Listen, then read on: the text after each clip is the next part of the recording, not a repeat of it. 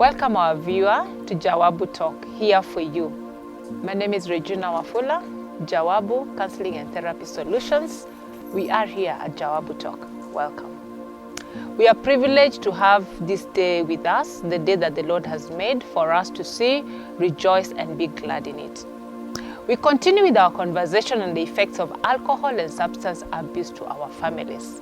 We are here for our sons, our daughters, our brothers, our sisters, our fathers, our mothers, our uncles, and our aunties to strengthen the family bond. According to National Authority for the Campaign Against Alcohol and Drug Abuse, NACADA, and the Ministry of Health, there is an increase of alcohol and substance abuse during this time of COVID-19 pandemic. And this year's International Day Against Drug Abuse and Illicit Trafficking theme was Better Knowledge for Better Care. Our panelists today are agents of change in our country as far as alcohol and substance abuse is concerned. So we are here at Balm Wellness, a rehabilitation center here in Nakuru. They are doing a wonderful job, an amazing job of transforming lives.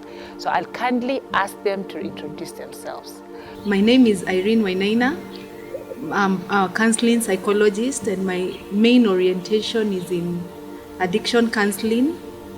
I also counsel with the adolescent, that's age 21 to age 13 years.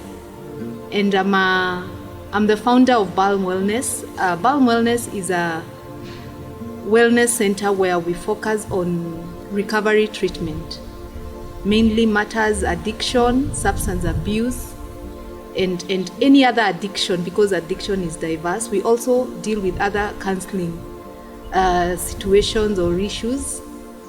And we have inpatient services which are conducted on a daily basis, and the inpatient services are we usually have a 90-day program, and the outpatient services are mainly for people who come. It's a halfway house where somebody comes from morning, that is 9 o'clock to 4 o'clock, and they interact with the rest and they interact with the programs. My name is Randy Mayeka, born again Christian man. I'm a counselor aide at Balm Wellness, and I'm also a recovering drug and alcohol addict. Yeah. Thank you very much, Irene and Randy. Sorry for that brief. For Irene and Randy, we are privileged to be here today because we want to reach out to people out there. Now, Randy, we want to hear your story, where you started, how it was, the process, and where you are at to date. Yeah, so 14 years of my life, I was addicted to drugs and alcohol, and this story goes way back in high school, around Form 2, is where I smoked my first blunt of marijuana out of curiosity. Mm-hmm. Out of curiosity? Yeah, just out of curiosity, just watching some guys doing it, and I said, let me try out. And for the first few times, it was a different feeling for me, the first time, and it transcended now from that to me purchasing for myself. And then within the school compound? Yeah, just within the school compound. Okay. And also now after school, when we used to break for for holiday. Mm-hmm. And then right after high school, mm-hmm. I was also exposed to a group of guys who are older than me, okay. who are drinking alcohol. Right. And that was in a space where 1 year of my life where I did not know what to do next after high school, just a little bit of confusion. Okay.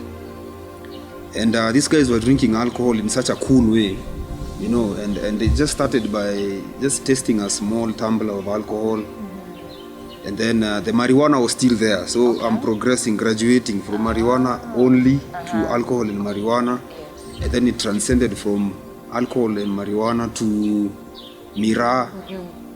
And then now from miraa came along cigarettes. Mm-hmm. So those are now 4 things. Mm-hmm. And then like 5 years from then on, okay. I came across cocaine.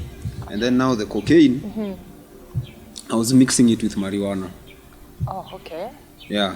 And then that I'm still having all these other things. Right. I'm using them together because now you're growing from one level to another level. Mm-hmm. And so that went on, It was a vicious cycle for 14 years. Mm-hmm. And, that messed me up, completely messed my mind. I couldn't focus in school. I couldn't focus in college because all these things were going along as my life transcended, as the years went by. Okay. Dropping out from college to another college, dropping out from course to course, not being able to sustain my lifestyle because it was an expensive lifestyle. So, of course, queer behavior comes along. There's a lot of theft and lies, a lot of misconduct, and apart from the drugs, I had a lot of anger within me, and that anger drove me to bad places, and I was very violent. And I've been arrested a couple of times, almost 7 times, just because of, bar brawls, fighting over petty issues. And I also have a lot of scars, just that came along with the fight. With the fighting, I mean. And so, I remember the last day that I admitted now I need help. Before you get to the last day, Randy, you started by experimenting with your friends, out of curiosity, right? Yeah. Then you graduated into having these older people not within the school compound, but during holidays, who introduced you to alcohol, and you felt it was cool. Yeah. They looked cool, rather, right? Then you're progressing, right? Yep. So, and you're mentioning that you had anger issues. What do you think was bringing up these anger issues? Well, to be honest now, because I'm a professional. Yes. And tell us, professionally? In counseling, addiction counseling, there's something called a root cause. A root cause is the main reason why you are how you are, why you behave the way you behave. And for you to get to that point, there's a level of brokenness that has to happen within you, A lot of soul searching and a lot of honesty. You have to put things on the table and ask yourself the tough questions as a man. Where did this thing stem from? And I remember, as a young boy, at around 5 years, I used to watch my father, who was also an alcoholic. He was a very violent man, and he brought the violence at home. And so I used to watch him, a lot of violent drama. And that affected my mom because he was violent to my mother. I have a younger sister, 5 years younger than me. So at that time, she was just a baby. She doesn't have a clue what was happening then. But then that was how it was. And so those were things that I never addressed as a young person. And even going towards high school, a part where I was bullied a lot, especially around Form 1, my dream was to become a very big guy in future so that I can beat up anyone who tries to mess me up.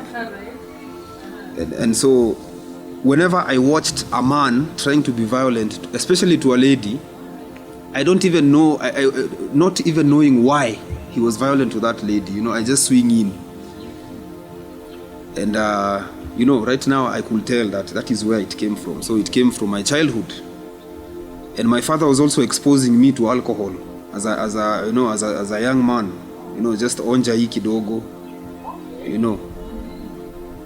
And that really contributes. It's something that people don't like talking about, but it's a shameful thing for a man to expose a young boy or a young girl to such things. And that is what transcends now. When you are an adult, you think it's cool.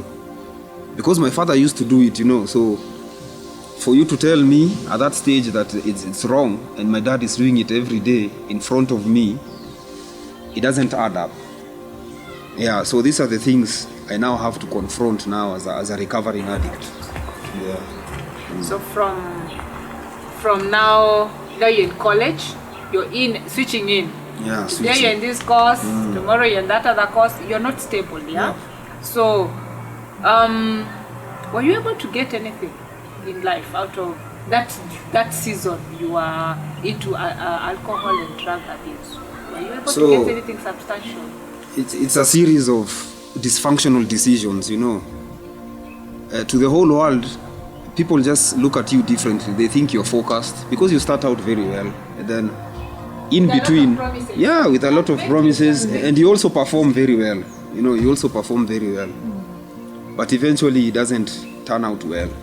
But fortunately, I managed to, you know, I had a passion in conservation, wildlife conservation, and eventually I ended up, you know, finding myself in a working position in the conservation industry, you know. And so I spent quite a good year, maybe the prime years of my life, Apple, working in conservation, and I'm still in the habit, but now it has a source of income now, you know. So now I can fund myself. But also, I used to have a series of lies, you know, that goes to my relatives. You know, I need some money for this and that. Emergencies. I'm sick. I have a broken arm. Such things, which, you know, just a series of dysfunctional lies and decisions here and there, and eventually I couldn't work anymore.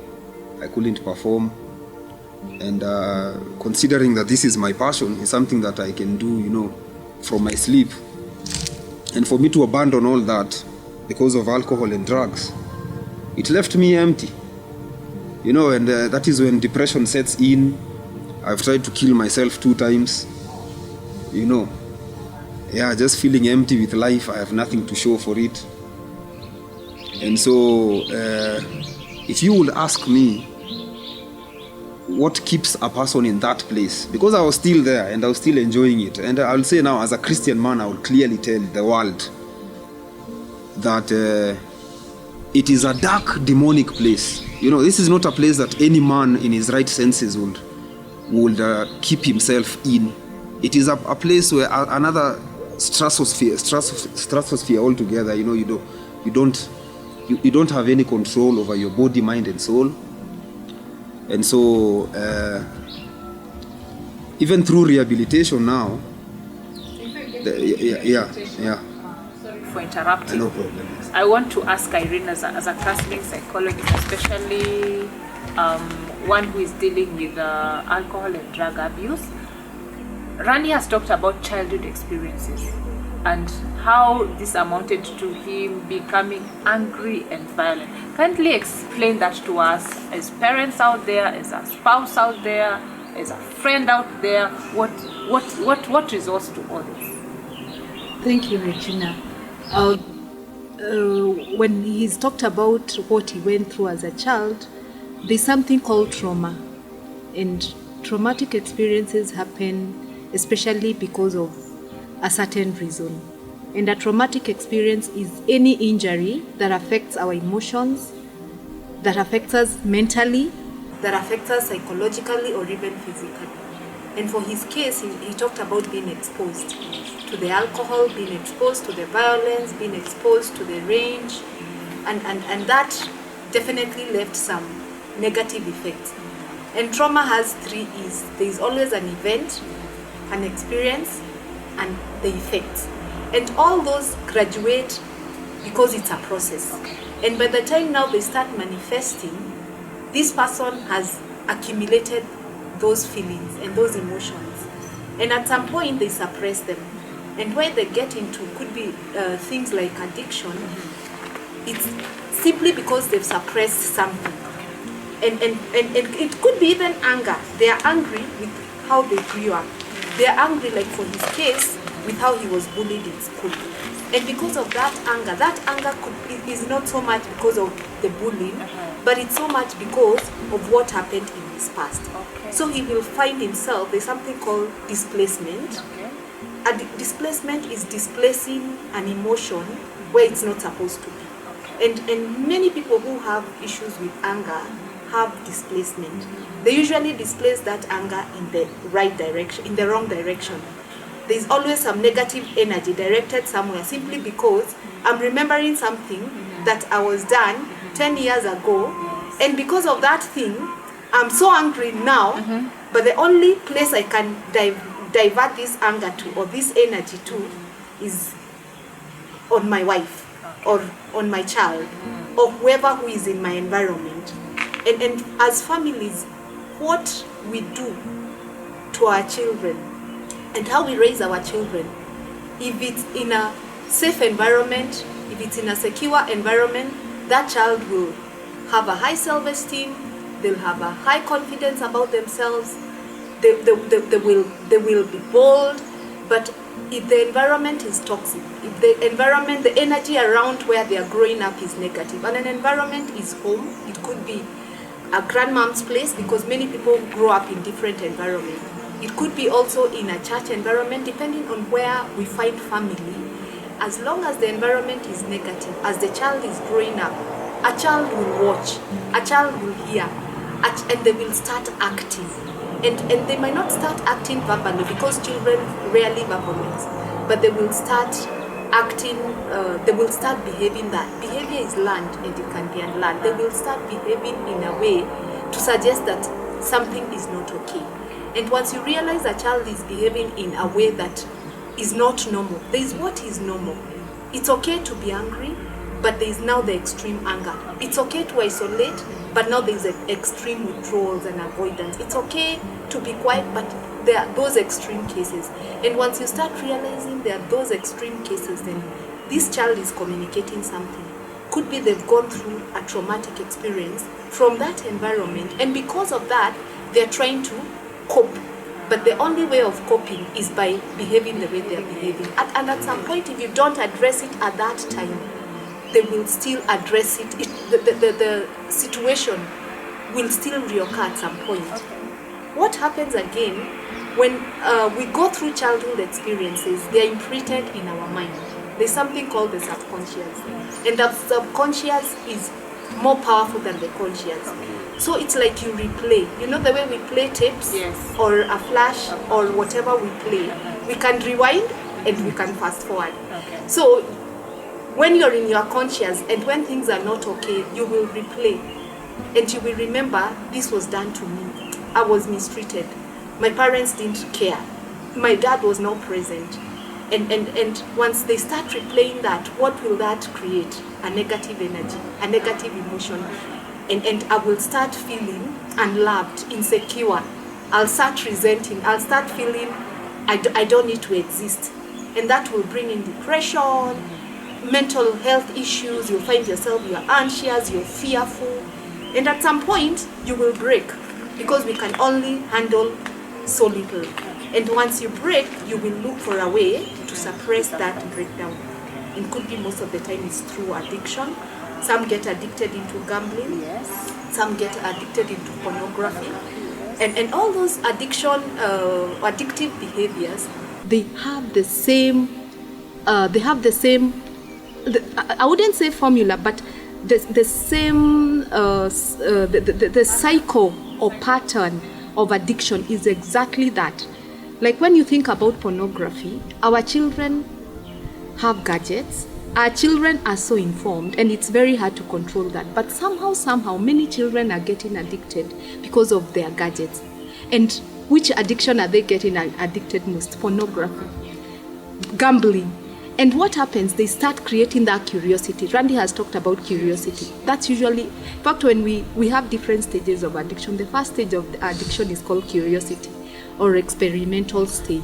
So even with pornography, they will experiment, they will be curious. And even when you talk about children who are addicted to porn, they always say somebody introduced them to it. And that somebody might not be a visible person, but it could be the social media. And now they get curious. And now the curiosity graduates, it gets to a regular, you become a regular user. Because now this is something that is gratifying you. The same stage of addiction, you get now to start bonding. One of the definition of addiction is bonding. Why is it bonding? Because this thing is so nice, it's so pleasurable that I can't do without. Thank you for that. Thank you for that, Irene. Now we'll get back to that. Randy, continue with your story. Yeah, so on 2018, October, there we are, 24th, I remember. That was a day. And Randy, let me ask you, your friends, where are they at right now? My friends are in a bad place, most of them, because I was in a group of about 7 guys and ladies. And I've been trying to reach out to them, but some of them have scars, some of them are not alive, and some of them are in the same place that I left them 2 years ago, you see. Yeah, so, and that is a bad place for me in my mind because I've really seen hope in change, and I know God can transform any soul, but transferring that information to someone who has not yet accepted that they have a problem has become a challenge to me. And that is also the challenge of many other people out there, especially the moms, the single moms also. You know, they're just trying to send a message to their sons and daughters that, you know what, I know who you really are deep inside, but I want you to come out of the closet. And it's a tough place to be. Yeah, so until now I'm sobbing for my friends. You talked about the deep dark dungeon. Deep dark, yeah, dark pits. Dark Call them pits. pits. Just explain to us about that. Deep dark. So this is a place where you don't see yourself going into that place. You start having fun. It looks like fun, you know. Fun without responsibility. Fun without responsibility. You know, you don't have any more control now. So it is the fun controlling you. And fun, it's not a human being, but it has a lot of control because it pleases your mind. And you know, anything that pleases your mind will take hold of you. It will take hold of your mind, and then it will take hold of your soul. You see. So these dark places are places where, like right now, if I could explain to anyone who has never drank or tasted drugs before, that you could sell a whole house just to have a blunt, or just to have one last drink, or you could abandon your family, you know, or abandon your career, and abandon the good packages that come with life. You know, health, finances, your Christian journey, you know, relationships with your family. You are a member of a community. Functionality as a man is important. But imagine you abandon all that just because of this place. You are alone, and you know, you're alone in that place. Nobody understands why you are there. Do you understand yourself when you're in that? You don't understand yourself. Actually, that is why people need help. You need someone external to tell you, hey, you know what, you are dying. So you need to step. You know, you need to step out of this, and I think you need some help. And it's right now as a Christian, I will tell you clearly that it's spiritual darkness. It's a place where the devil has fun with you completely, and he wants to destroy you, to kill you. And that is why, scientifically, you can't explain why a man could leave his family just because of a bottle. Yeah. Scientifically, you can't explain it. But spiritually, it's possible. You know, it's very possible to go to these dysfunctional places. And it's not only in addiction. There are only very many challenges we have in life as human beings. But for addiction, which is a place I'm passionate with right now, I could tell you clearly, even the way I handle addiction right now, I have to apply the spiritual aspect first as an emergency, you know. Even when we are handling, I'm talking to or I'm advising someone to come out of addiction, I'm still praying for them behind the scenes.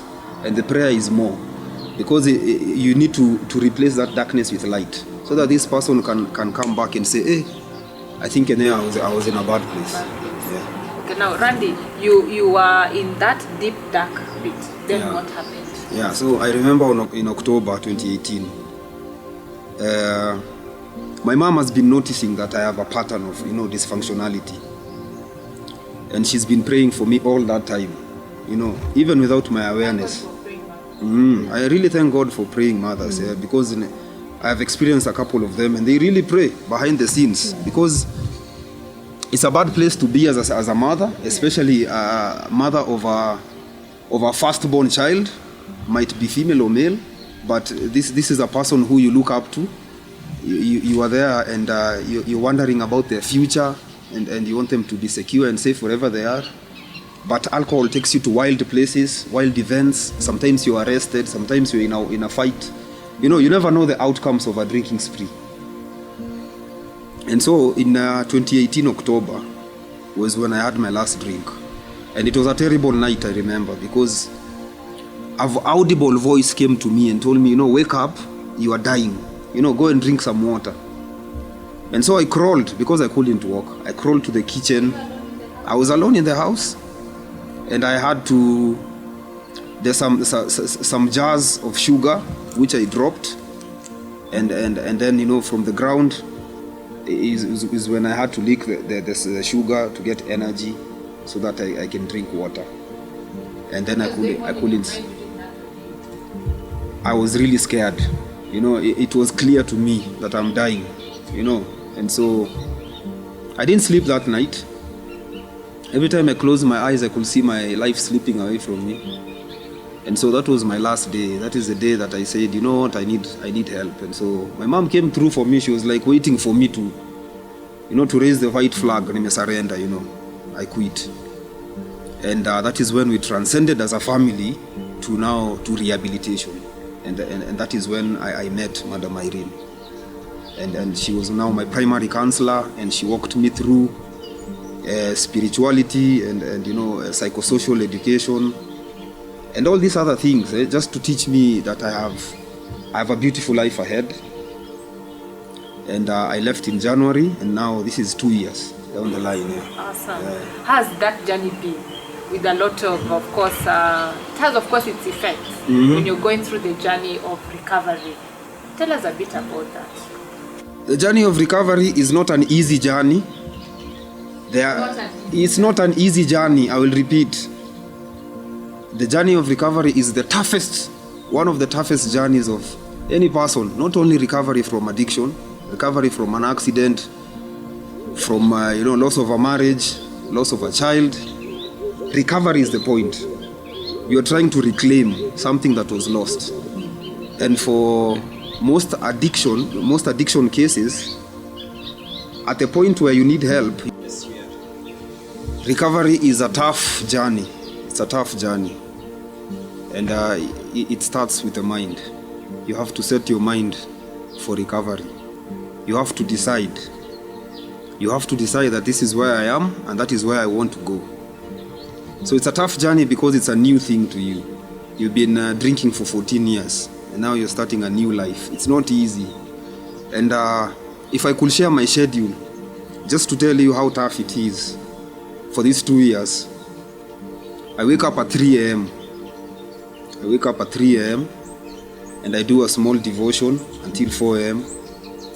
And then at 4 a.m. I will study for 30 minutes, read a book. In a month I try to read like 3 books. So and it's like a new skill because I discovered, a book can save your life. And so after reading a book for 30 hours, I go out and run until 6:30 for 2 hours. And then when I come back is when my whole day now begins, everything else. And I also try to sleep early so I can keep up with the 6 hours of sleep. And apart from that, I have to be careful with my friends. I have to be careful with whom I invite into my new life. Yeah, because it's not because people are bad.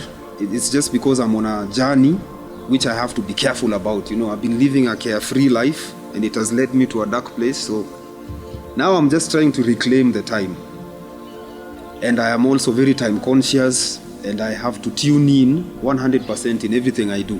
So if it's time for family, simu kando. If it's time to hang out with my wife, simu kando. If it's time to be with my kids, I just have to be focused in that way. And it's all about balance. So I have to balance, this is my vocation, this is my job, this is my duty, this is what I have to do. All those things, I need support. And spiritualism for me is the number one thing. So my day starts with God, it continues with God, and it ends with God. And that is the whole balance of things. Apart from what I'm doing physically, I accept Christ every day, And that sort of newness into Christhood makes me learn very different things, about myself. And it also makes me unearth the roots. There are these things that which you can't heal in a year or 2 years. Things like anger, because you are a creature of community, you'll be exposed to positions where anger is made necessary. You know, anger is made necessary for you. But then you have to like remember where your anger goes to, you know.